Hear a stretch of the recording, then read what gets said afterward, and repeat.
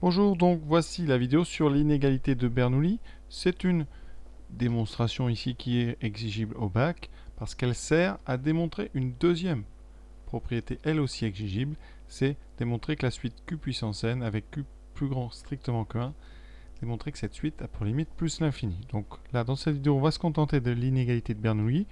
Je vais vous proposer d'abord la démonstration par récurrence qui est celle qui est exigible pour le bac S et après je vous montrerai d'autres façons peut-être de démontrer cette inégalité sans utiliser bien forcément de récurrence.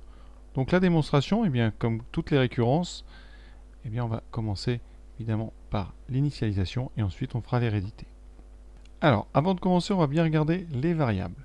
Vous avez A et N comme lettres, donc très important, A est un réel strictement positif, donc A est strictement positif, et N donc est un entier, donc N appartient à N, donc N peut très bien être égal à 0. Donc, très important, l'initialisation, on va la prendre en N égale 0. Donc, on va regarder les deux membres de cette inéquation.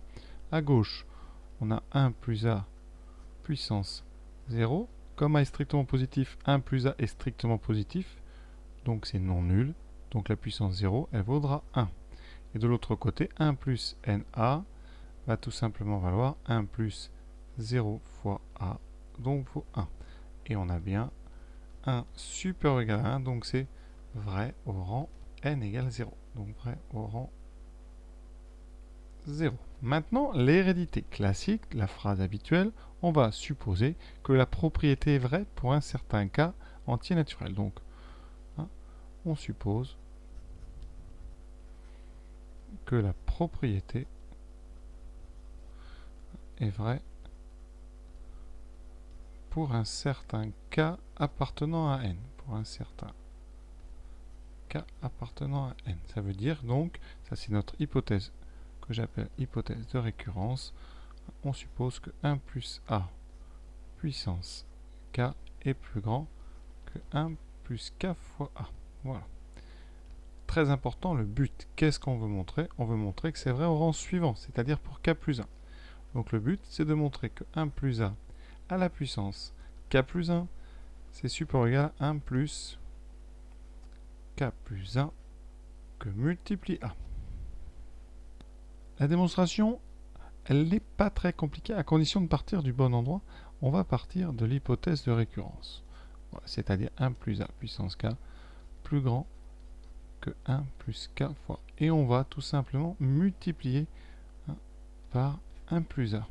Pourquoi? Parce qu'en multipliant par 1 plus a, à gauche, vous fera apparaître 1 plus a puissance k fois 1 plus a, c'est-à-dire 1 plus a puissance k plus 1. Alors, comme 1 plus a, il est positif, quand on va multiplier par 1 plus a, ça ne changera pas le sens de l'inégalité. Donc, ici, alors on va quand même le dire, comme 1 plus a est strictement positif, 1 plus a puissance k multiplié par 1 plus a sera plus grand que 1 plus k fois a multiplié par 1 plus a. À gauche, on a bien 1 plus a puissance k plus 1. Donc on a notre membre de gauche ici. Il nous reste à trouver le membre de droite. Alors ici, on va développer 1 plus k fois 1 plus a. Ça donne donc 1 plus a plus ka plus ka carré. Alors si vous remarquez ici, les deux premiers termes, alors si vous ne le remarquez pas, vous pouvez très bien développer votre but. Ici à droite, il nous faut 1 plus, on développe a plus ka. Ça tombe bien, c'est exactement ce qu'on a ici. Donc, pour l'instant, on en est à quoi? On en est à 1 plus a puissance k plus 1, qui est plus grand que 1 plus k plus 1a. Par contre, on a ce ka carré qui traîne. Est-ce qu'on peut l'enlever?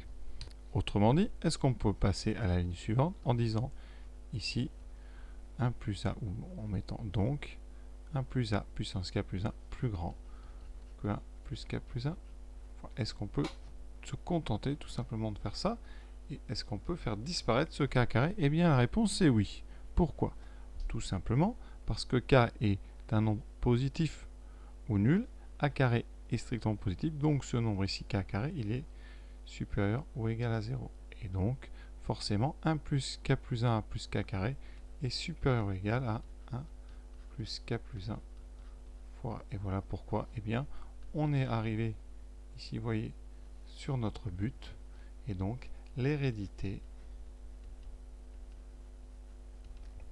est démontrée.